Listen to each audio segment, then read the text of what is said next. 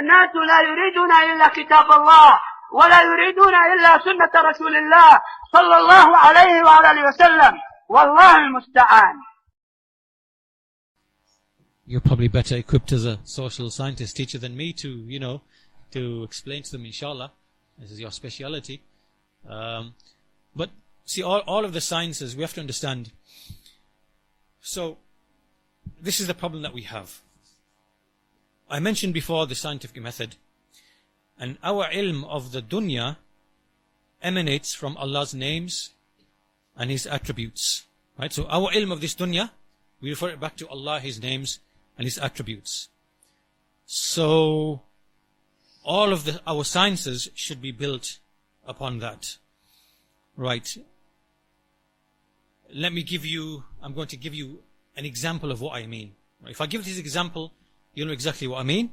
Then I will move to, the social sciences. So I'm going to give you an example to show how that if we do not make Allah's names and His attributes the basis for our ilm, whether it is agriculture, biology, human biology, and so on and so forth, we are going to fall into the snares of the people of disbelief. So the example I want to give you is illness and disease. Right? We operate on the premise that Allah Azza wa Jal has created the insan, has created biological life with absolute precision, with meaning. It is perfect to the extent that Allah wants it to be perfect in the human, right? Not that Allah made a perfect human, because Allah, we don't have perfect vision, we don't have perfect hearing, we will die, right? This is by design that Allah has created biological life to be like this. But that's part of the perfection in Allah's creation, if you know what I mean, right? That Allah has created like this. Within that scheme of creation, we start the man is healthy, fit, right? And illness is an arad, right? It's something that comes to him for reasons, for whatever reasons. And when he has symptoms of illness, those symptoms of illness are the body's attempt to return back to the normal state, right? So when we see the arad of an illness, a cough, a sneeze, a high fever, diarrhea, being sick, for example, these to us, they are biologically meaningful. There is a wisdom and a purpose behind that. So to give an example, very, very briefly, the fever, we know, it heats up the body to rapidly increase the rate of whatever the body is trying to do. You might get diarrhea because the body is basically saying, if you could imagine the body speaking to itself, it would be something like, okay, Commander so-and-so in the bowels, could you just open the doors, please? Because we need to preserve all of the energy to, eliminate these toxins or to repair the lungs or whatever. So could you please release the bowels, empty all of that? We're not going to be expending energy on that. We need the bacteria, we need the enzymes, whatever.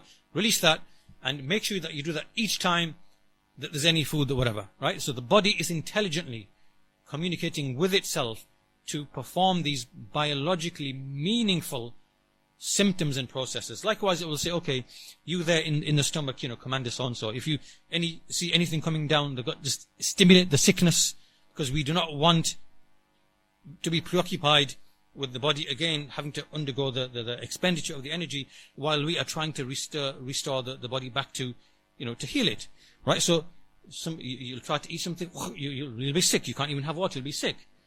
This is not a flaw in Allah's creation.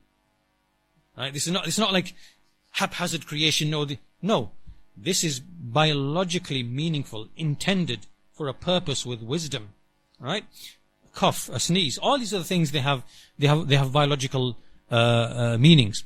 Okay, so if we start on that premise, if we start on that basis, then we will see disease in a certain way. Right? And this then affects our iman and the actions that we take and whatever, right? But now let's come to the kuffar and the crass materialist pseudosciences. They claim that man, the premise here, that man is a haphazardly created being over millions of years through mutations And, there are lots of inherent flaws that have been programmed into his DNA over the millions and millions of years. And illness and disease is simply a manifestation of that, and is part and parcel of the evolutionary process. Right? So the fact that someone's having a fever, and the fact that someone's, all of this is just the Darwinian, imperfect natural selection process, whatever, right? And so therefore we need to, and then they will have a certain type of medicine that they believe in, that we are going to manipulate the mRNA and this, because we're trying to genetically engineer and change this imperfect, deficient, haphazardly created. Like, so can you see how, if you do not make the names of Allah and His attributes to be the foundation of every ilm, just like Ibn al-Qayyim said, right? All ilm, the believers, the khawas among the believers, they make istidlal by way of Allah's names and attributes for the creation, not the other way around. Whereas the common believer just looks at the creation and he makes istidlal and says, oh yeah, this Allah is the powerful, Allah is the all-knowing, Allah is the wise. They make istidlal from the created things to the creator. Whereas the deep-rooted people of Tawheed, they learn about the creation from the names of Allah subhanahu wa ta'ala. Alright?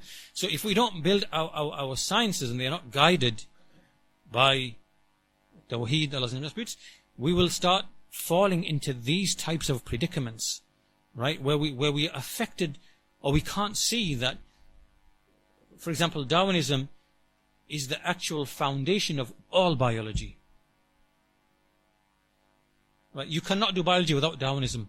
So you cannot understand disease and whatever except through Darwinism. That's how it's all built. So when Muslims go and they go to the Western universities to learn these things, they may not realize it, and they may not even be taught it like directly or consciously, but everything they are learning is framed within that kind of materialist, kufri type of kind of paradigm of, and then implicitly you accept without even thinking and realizing some of these basic presumptions or assumptions, right?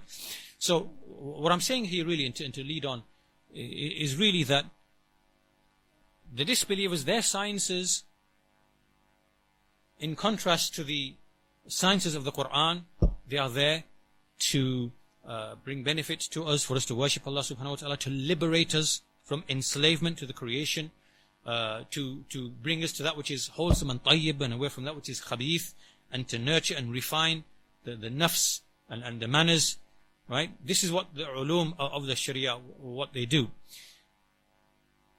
The ulum of the kuffar, especially now in the 19th, 20th, 21st century, there's actually a direction behind them, right? And that direction, this is something that's very, very clear and very apparent, and they write it in their books, and maybe I wanted to mention this in the talk, but I'll conclude with this. This is the secret to understanding these people, the elite of these people, right? And it's like this. When Iblis was expelled and he came back to whisper to Adam alayhi salam, he whispered 4 things. He said that your Lord did not prohibit you, ما نهاكما ربكما عن هذه الشجرة إلا أن تكونا ملكين أو تكونا من الخالدين. Your Lord did not prevent you from this tree except so that you don't become angels, or that you don't live in eternity. And he also said, Ya Adam, هل أدلك على شجرة الخلد وملك لا يبلى. O Adam, shall I direct you to a tree of eternity and to a dominion that will never ever perish? Okay, this basic call to deceive Adam alayhi salam, right, where you can become a god, you can become angelic, you can live forever, you can have a dominion that will never end, right? This is the foundation of the religion of these people at the top, who are the allies of Iblis, right? This is what they actually believe. The atheists, they're not up there. They're not up there doing everything. The atheist is an idiot down here, right? He's far below here. These people, they know that there's an invisible force that can be tapped into. Shayateen, jinn. Right? They collaborate with the jinn. They ally with Iblis. And Iblis has deceived them, just like he tried to deceive Adam alayhi salam, right? They have this religion, and this is where all of the, like I said, the British Royal Society and Freemasonic, elite kind of circles, they have constructed the whole modern scientific enterprise, and it's going in a certain direction. And that direction is that they believe, they've been misled by shaitan to believe that we, by studying through science, we are going to eventually discover the secrets to life, the secrets to eternal life, the secrets to becoming gods, right? Because once you understand biological life and you're able to subdue it, it brings a tremendous amount of power, right? So they see themselves becoming like Aliha, who can command and prohibit, and right? So all of the sciences of the kuffar, right? They are in this trajectory. That's where it's basically going, right? So whether it's like in the social sciences, there's a lot of it's behavioral psychology and how to manipulate people and understand their behavior, and how do you nudge them, and how do you this, and how do you create values in people, and how do you undermine values in people, and how it's all geared towards this general idea that we will discover the secrets to life, we will break the code of biology and everything, we will then start to hack it and control it, then we ourselves will become the creators, right? They are explicitly stating this. I'm not making this up. This guy, this Israeli homosexual called Yuval Hariri. He's like a wizard. He's like a spiritual spokesman for these people, for these elites. And he's openly explaining these kind of things, that this is what the technology is going to do, and whatever. So they want to hack into the biology of life, as they claim. But they are deceived in all of this, right? So don't think that, oh yes, we should be scared of these. No. They are deceived by shaitan. And their sciences are pseudosciences. And yes, they do have some understanding, but they are unable. They know that it's impossible for them. For example, to create biological life from nothing, it's a dead end, right? They've admitted it, right? To create these so-called biological weapons that they're talking about, when they engineer viruses, all of this is nonsense, is not true, right? They know they can't do it, but it's just a scare and fear tactic, right? So many things they know they are false, but they fund them and whatever just to maintain that illusion and to scare people and to control people. Some things they know are true, but those things are not communicated to us, right? They keep that knowledge to themselves. For example, how can you prevent aging by, there's like these telomeres at the end of like certain DNA, and you cap them or something. There's something that they know that it plays a role in anti-aging. So they're not going to offer that to me, you, and whatever. It'll be for the very rich elite people, right? They'll keep that for themselves. You understand? So what I'm saying is, whether it's the social sciences or whatever, there is a trajectory in motion, right, with these people where they want to lead things, and these sciences are simply an ala, like a tool to that end. That doesn't mean that there isn't benefit within these sciences, because we don't want anyone to walk away and think, totally no. We accept the truth from whomever it comes, right? Whether it's about the religion or whether it's about Allah's creation. We don't deny or dismiss any of that. There is truth, in what people are taught, what they learn, especially when it meets the criteria and the standards of the actual scientific method. So really, all I can say to your students is to always be consciously, first of all, you must have a very solid grounding in Islam, in the Aqidah, in the Islamic belief, in the creed. You must attend the lessons here, and you have to go through books like Al-Aqidah Al-Wasitiyah, At-Tahawiyah, and many of the other basic foundational books in belief, and also maybe some of the, as you progress the writings of Ibn Taymiyyah and others, you have to have a really good solid foundation, right? And then once you have that foundation, and you are obviously naturally suspicious of maybe some things, then inshallah it's a matter of just asking questions, and is this right? Does this seem right? Does this agree with Islam? Is there a hadith which opposes this? Is there whatever?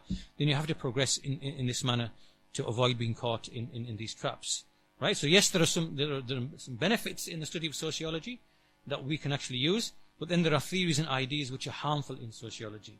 So really, it's a matter of being careful, being on your toes, being firmly grounded in the Islamic creed. Don't neglect that, because that has to be the foundation of every other ilm. That's what I can say in brief. Allah knows best. يا طالب العلم قم لا تنم فإن الزمان انقضى وانصرم فكن ما حييت ضنينا به فظنك بالوقت عين الكرم وكن حلس درسك وافرح به تكن قائدا في غد للأمم